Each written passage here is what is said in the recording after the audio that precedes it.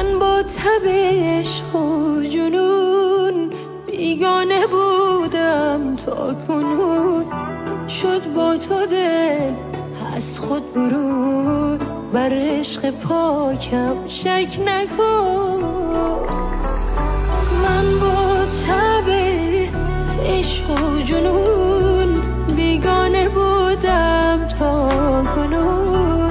شد با تو دل از خود برون، بر عشق پاکم شک نکن.